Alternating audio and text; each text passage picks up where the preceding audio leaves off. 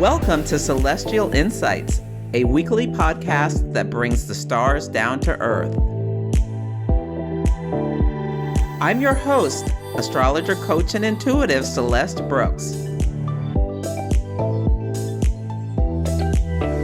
My purpose is to provide practical, unique, and insightful guidance to help you navigate the energies of the week like a boss. Hello, this is Celeste of Astrology by Celeste, and on this episode, I will discuss the astrology for the week of November 3rd, 2024. Two of my astro besties, Sarah El-Harar and Tiffany Harelik, and I are going to be having our third annual Astrology Predictions webinar on November 11th. So you can sign up at the link in the show notes.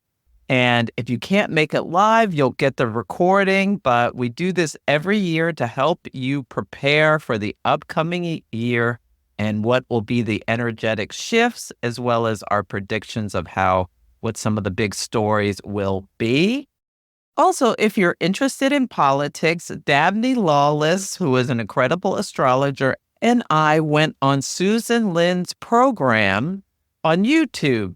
Susan Lynn is a spirit navigator. She's a professional psychic and medium. She is just incredible. She's given me incredible insights, and she has a fantastic YouTube channel. And Dabney gave a lot of history about the women's movement and Chiron in Aries. And then we talked about our predictions for the elections. There's a link in the show note, so you can check that out if you so choose. The theme of this week is the time warp, and there are three big things I want you to think about as you navigate this week. The first is that Mars and Pluto are making an opposition as we start this week. And I've been talking about Mars for a while. Mars is the planet of action, drive, assertion. Mars strives, Mars achieves, Mars also fights. Mars rules accidents. It rules war, and it's in the sign of Cancer, where it does not like to be.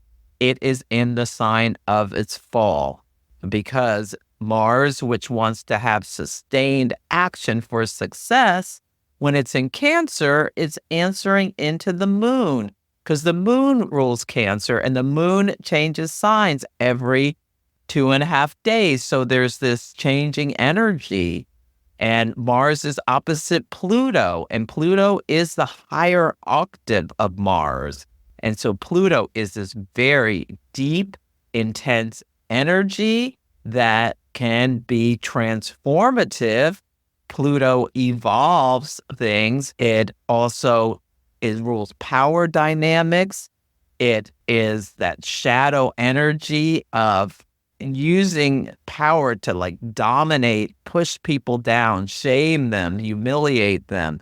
It rules the underworld. And Mars and Pluto are both at 29 degrees, the degree of intensity, decay, where there's all of the energy of the sign. So a planet has been in the sign. This is the last degree before it's about to change into the next sign, and it's trying to express all of its energy possible. Now, Mars will change later today. Pluto goes into Aquarius finally for good for the next 20 years on November 19th.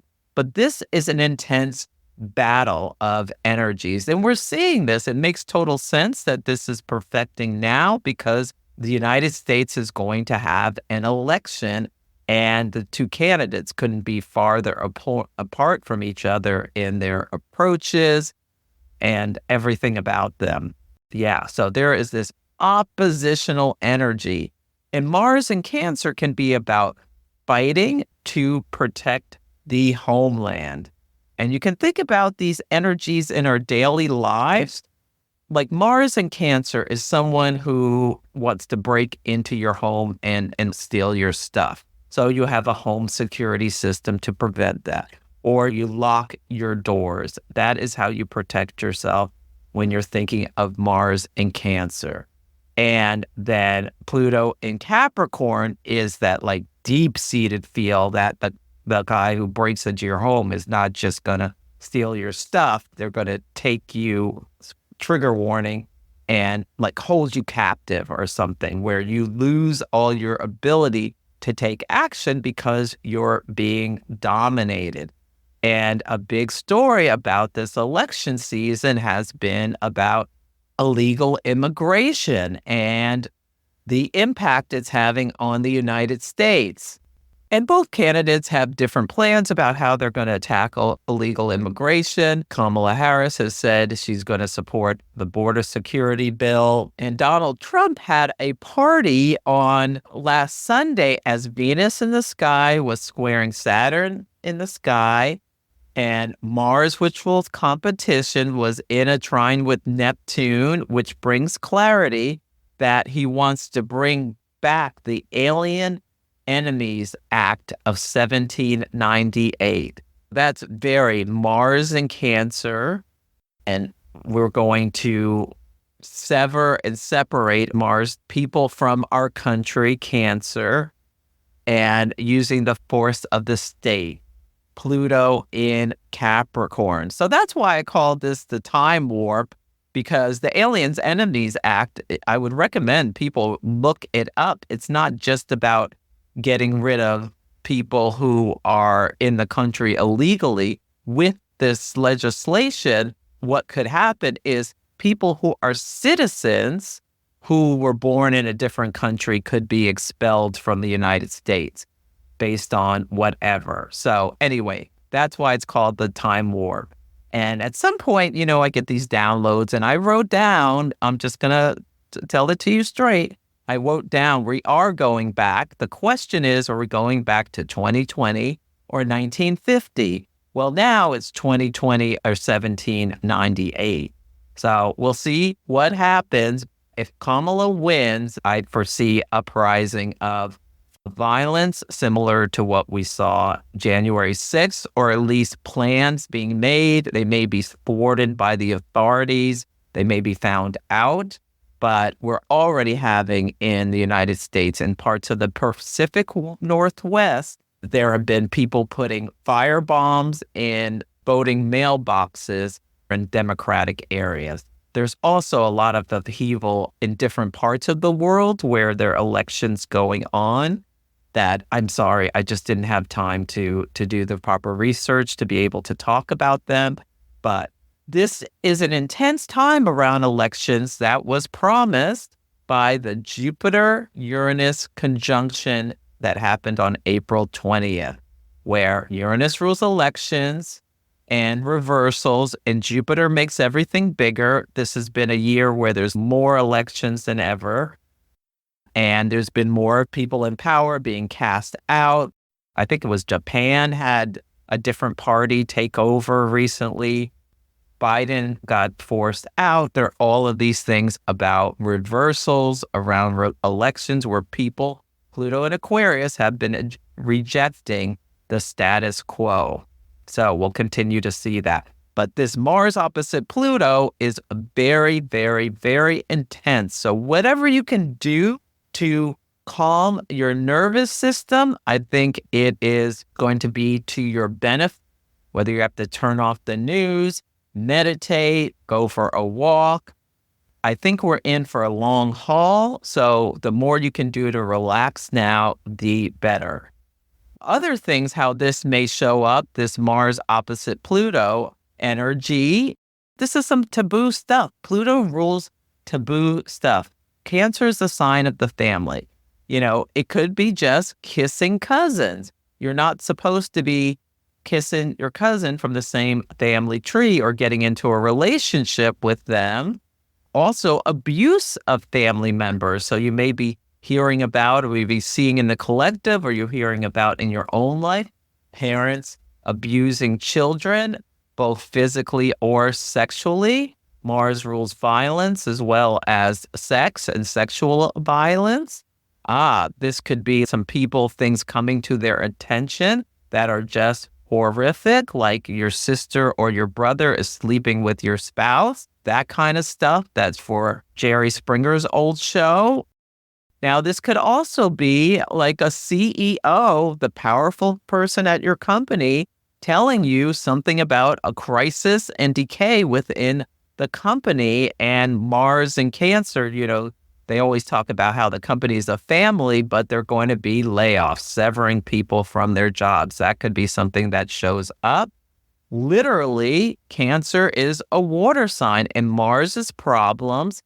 Capricorn is an earth sign and structures, and Pluto has a mass influence that impacts a lot of people. So this could be a storm brings a structure coming down, or it could be like an earthquake. In California, we're supposed to have a lot of rain over the next week. I am recording this on Tuesday, October 29th.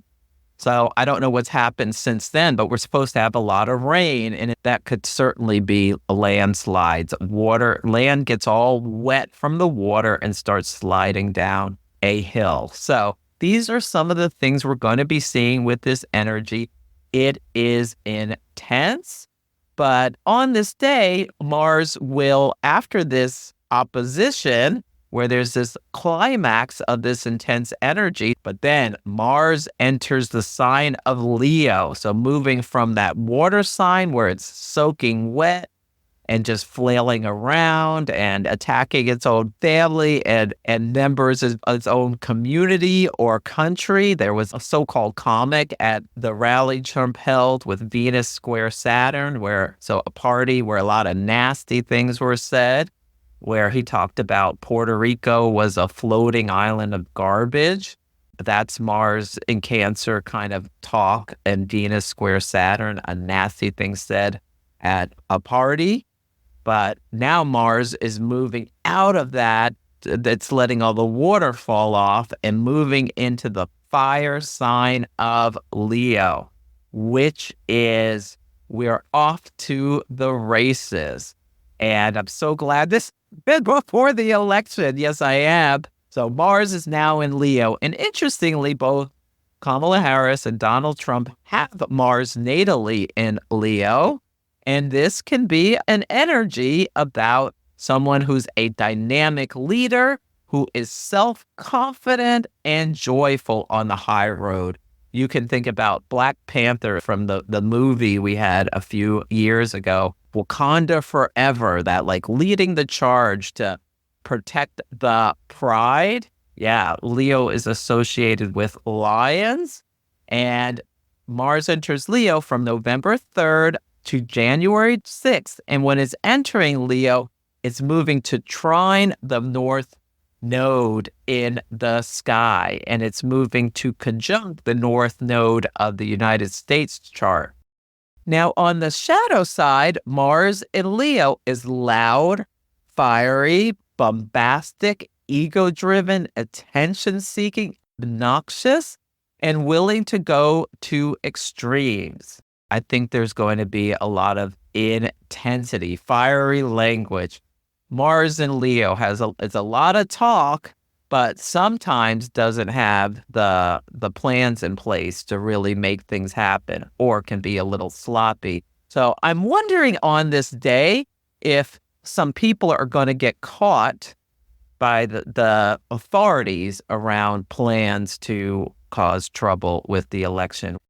And this Mars and Leo transit has some intensity because on December 6th, Mars is going to station and go retrograde back to 17 Cancer on February 23rd. So there's a lot of backward energy, and retrogrades can bring up conflict and disagreements, reversals, return to previous situations. This is one of the reasons I think with the election, we're going to know who won, and I'm predicting Kamala, but there's going to be all these court cases, and we may not officially know who won for a while, potentially even months. So we really just need to manage our energy. Because Mars is going backwards and then Pluto goes into Aquarius, there's going to be Mars in retrograde opposite Pluto direct at 0 degrees of Aquarius. So that's on January 2nd. So there's going to be some big stuff going on. Donald Trump said something about there was a secret plan at his rally that he's hatching up with Mike Johnson, who's the leader in Congress. But on January 3rd, Congress changes. So I think there's going to be a Democratic Speaker of the House on January 3rd. So this plan of attack is going to fizzle out, whatever it was. We'll see what happens. I could be totally wrong, but this is what I'm seeing. Your cosmic advantage begins with the Wise Skies digital calendar. With descriptions for every planetary and lunar event, all levels of astrology enthusiasts can enjoy the calendar on any device and now in many languages. With this superpower in your back pocket, you will be fully equipped to understand the astrological weather any day of the week. My good friend and collaborator, Tiffany Harelik, creates this calendar every year, and I use it daily. I highly recommend it. Use my coupon code for $10 off. The code is ABC2024 or ABC2025, depending on the year. Let the universe have your back with the Wise Skies digital astrology calendar.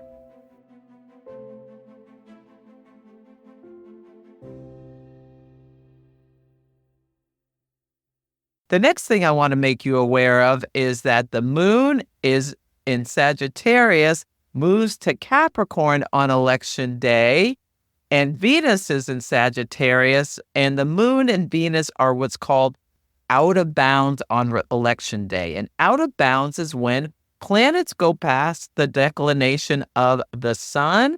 So there is this like chaotic energy. They're answering into themselves. The moon rules the people. Venus unites and can unite people to come together in Sagittarius, like celebrating energy. I'm sure there's tons of Swifties getting together to go out to vote. They're going to be singing their songs and having a great time.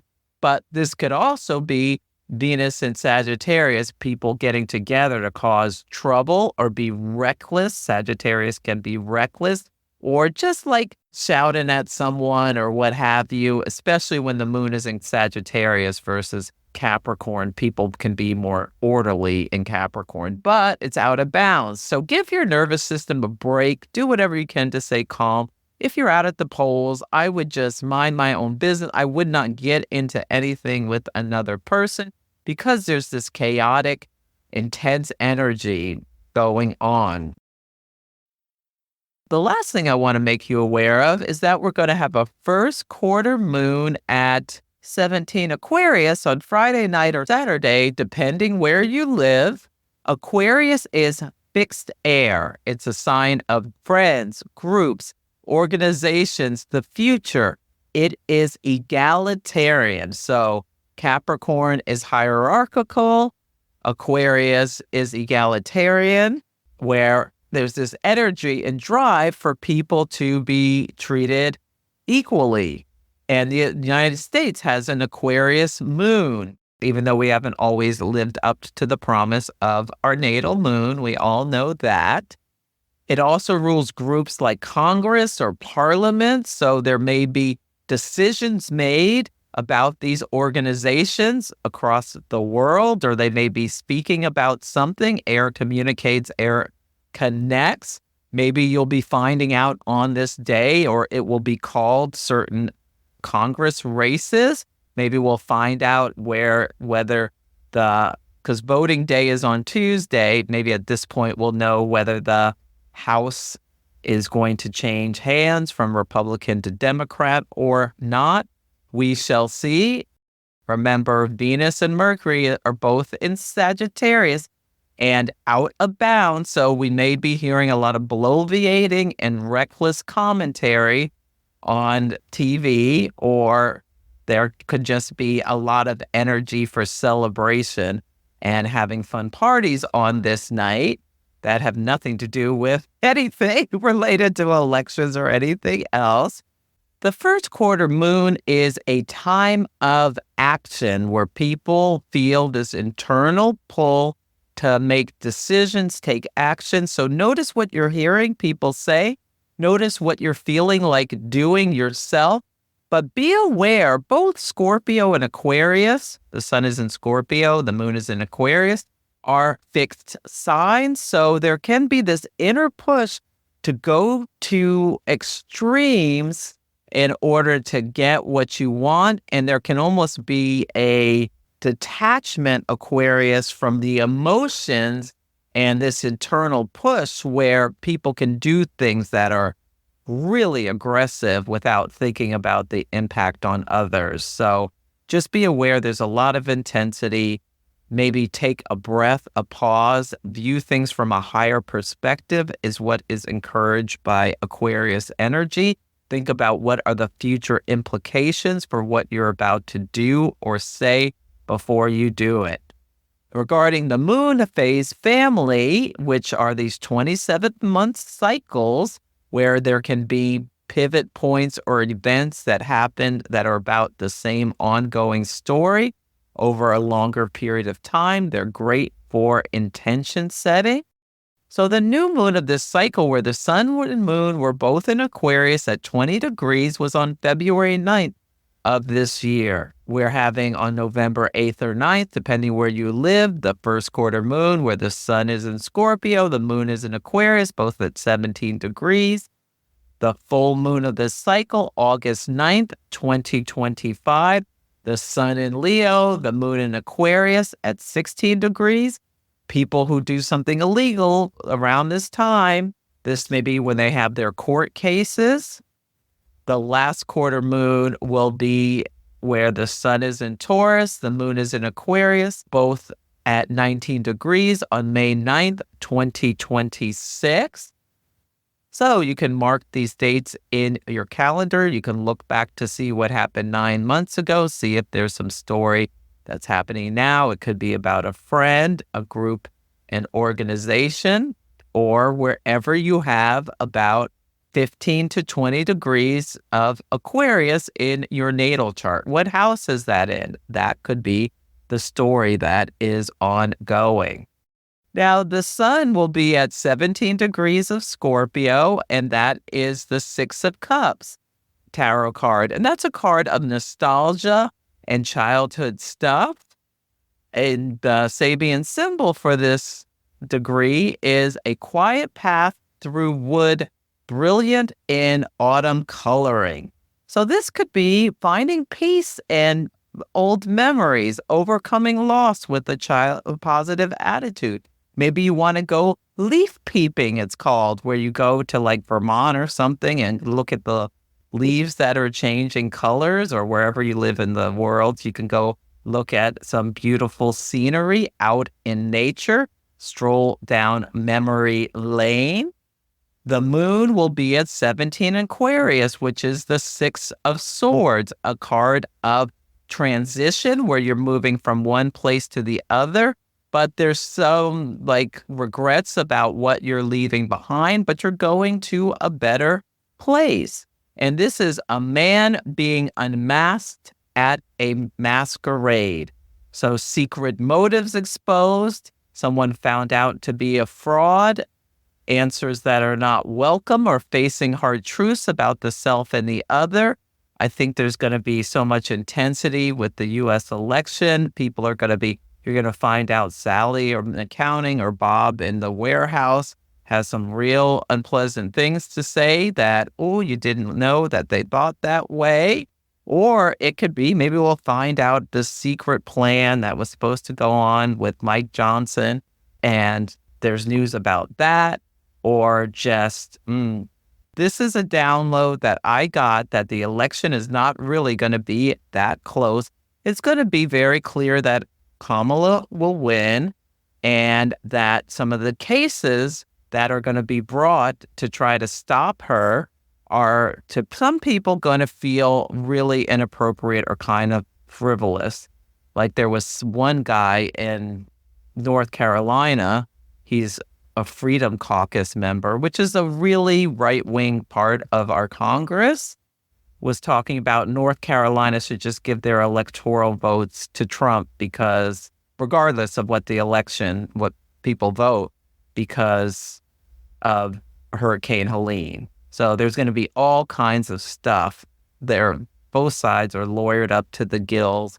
And I feel like this is just a very, very, very karmic time. This election's very karmic. And whatever happens, the United States this is part of our journey. And unfortunately, we impact the whole world. So, our karmic issues have a big impact. But we will see what happens. Regardless, we should understand what we can control, what we can't. If you are embarking on a new journey, experiencing a major life event, feeling stuck, trying to make a difficult decision, or just looking to make positive changes, astrology can provide life-changing insights. There are several ways to work with me. You can come for a 60 or 90-minute astrology consultation depending on your needs. Engage in longer-term cosmic success coaching where we work together on a 3-month basis to help you overcome blocks, improve your life satisfaction, build better relationships, accomplish your career goals, and understand yourself better using the tool of astrology. Or mystic mentoring if you're an aspiring astrologer and want help with chart analysis techniques.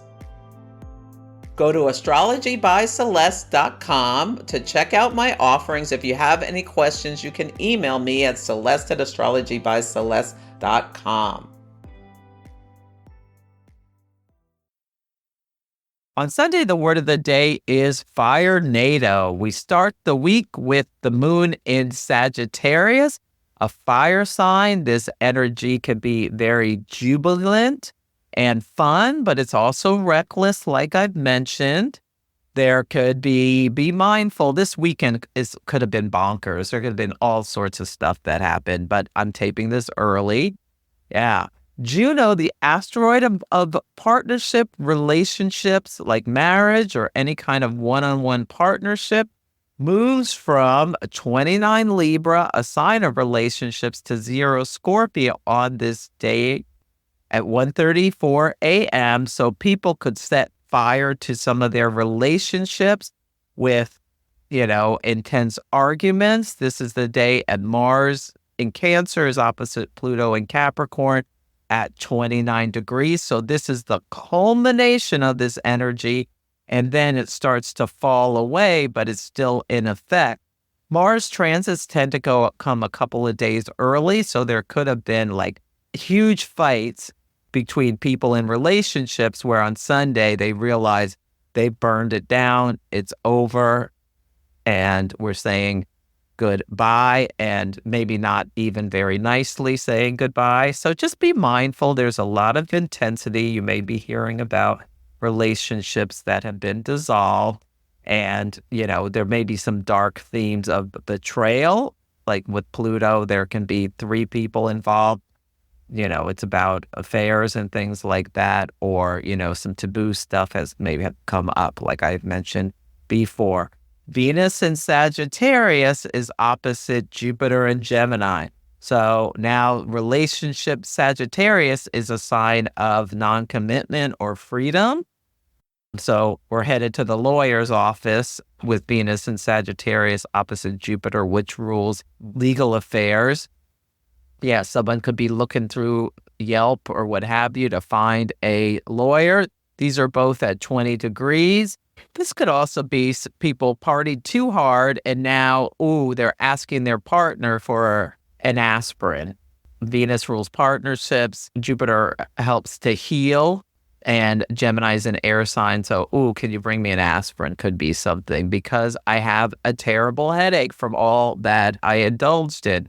On the same day, Venus is trine Chiron in Aries, both at 20 degrees. But I really think this could also be about people gathering to start trouble. Unfortunately, in the Pacific Northwest of the United States, there's been some fires that to ballot boxes. So people tried to subvert the election with Sagittarius is a fire sign, so is Aries, where Chiron is.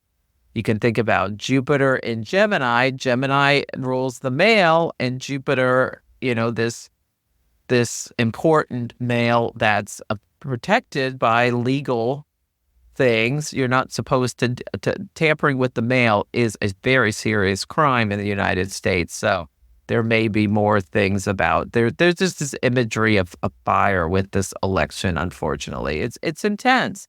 And Mars enters Leo at 8:09 p.m. Pacific time. So this could be about topping and planning to take action. This could be excitement about upcoming things. This could be the push to achieve your goals. This could also, like I mentioned before, people getting arrested about and things coming to light with the Mars opposite Pluto and the state, arresting people. But we will be seeing things of the nature of Mars in Leo, because when a planet enters a sign, we will see something related to it. Notice what things you see in the news about lions. Lions are a leonic figure. Leo also rules royalty and celebrity. Mars can be about conflict. Like you could see a person who's a celebrity shouting on TV or getting in trouble or getting arrested for some bar fight or something like that could be possible. On Monday, the word of the day is reality. The sun in Scorpio is trine Saturn and Pisces, both at 12 degrees. And this is why I say people will get caught, because Saturn is consequences and the sun spotlights things. So the sun in Scorpio, the sun spotlighting scorpionic things where people are getting together to cause trouble. Trine Saturn, they get caught in Pisces. It's the end of their nonsense. Yeah, a spotlight on problem people. Or this can also be people just becoming aware of their limitations. And yeah, somebody may be deciding Mars in Leo. Ooh, I want to trim the fat. Mars severs and separates and decides to go on a diet because, they saw themselves in the mirror and, I wish I looked better. Like Venus in Sag yesterday opposite Jupiter in Gemini. I wanted to look cuter for my partner, so I better trim the fat. Jupiter has the associations with fat.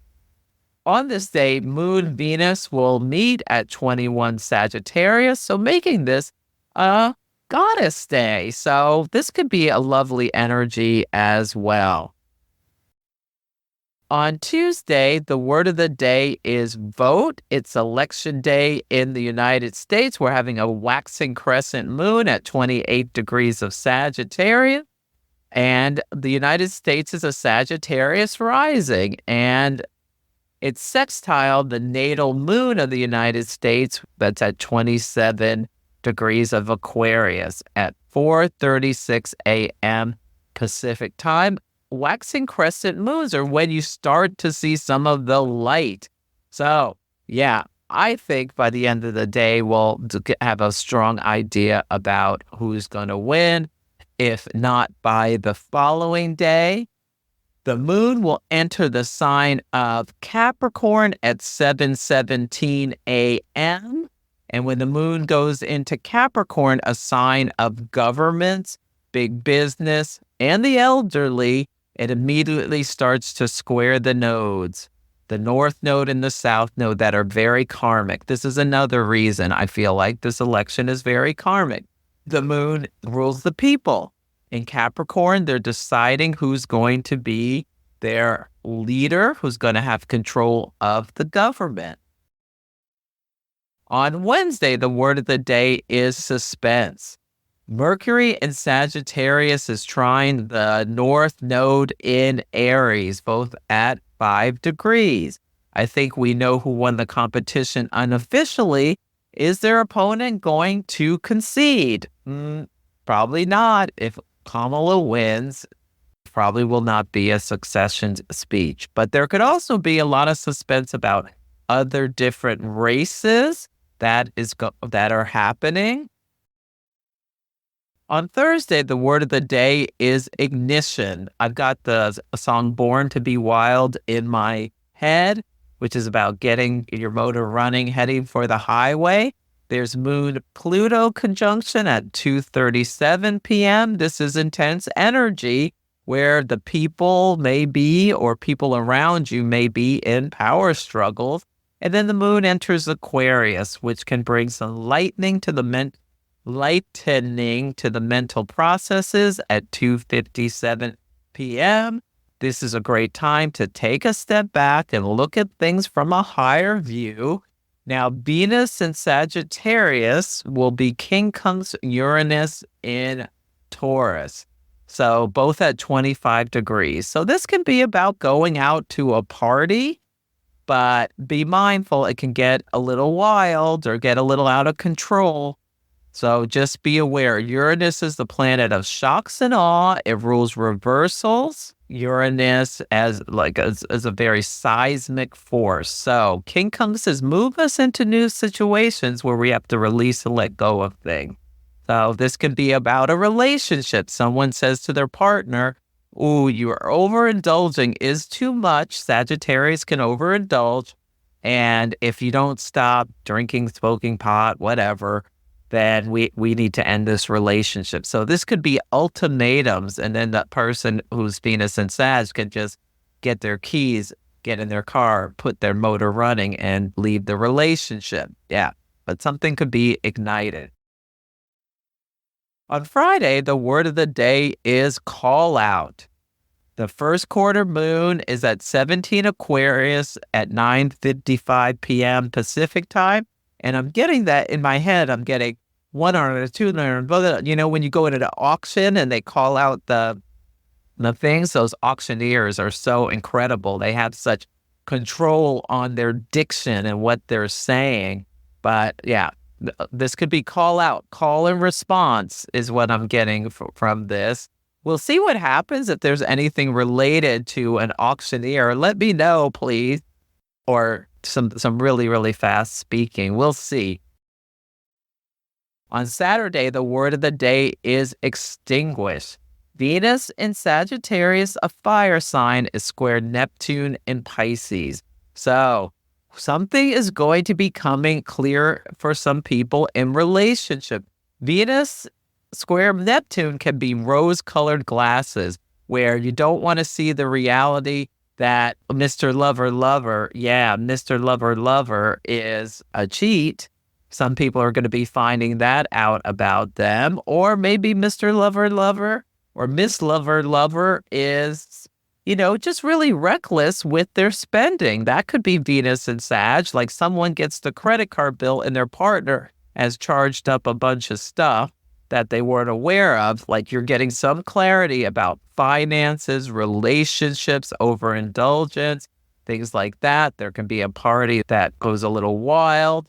This could be about a candle burning and it needs to be extinguished. Do not leave things burning, especially with Mars and Leo. That's a recipe for disaster. The moon enters Pisces at 7:59 p.m. Pacific time. This could literally be you're having a party and it starts to rain. So, yeah, Pisces is a water sign. It's mutable water. It's about something ending and letting go. Forgiveness. Yeah, if you could do that. Doing what you can. Meditation is a beautiful thing. So I also can see, like, we think everything's cool. We know we're going along. Oh, yes, this person won the election. And then something comes later that pushes us back on our heels. So we really need to be mindful, breathe through it, and this too shall pass is what's coming to my mind. So we'll see what happens. Most astrologers are expecting some delays.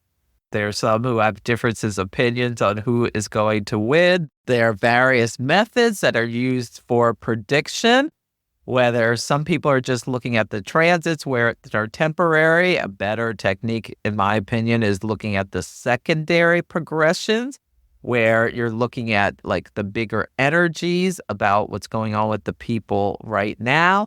I do a lot of looking at what's called the historical or mundane astrology, the astrology of worldly events, to look at the energy. So we'll see. Maybe I'll have a lot of egg on my face next week. I don't think so, but we shall see. And me putting my predictions out here is taking a risk. And I'd like to inspire people to, hey, take a risk. If you're wrong or you make a mistake, you will learn from it. It's all part of the process for growth. But with my Aries moon, I hope to inspire people to take some calculated risks where you really put in the effort. And when you put in the effort, if it goes the way you want it to go, that was earned success. If you made a mistake and didn't see something was in your blind spot, well, you learned from the effort. So that's my philosophy.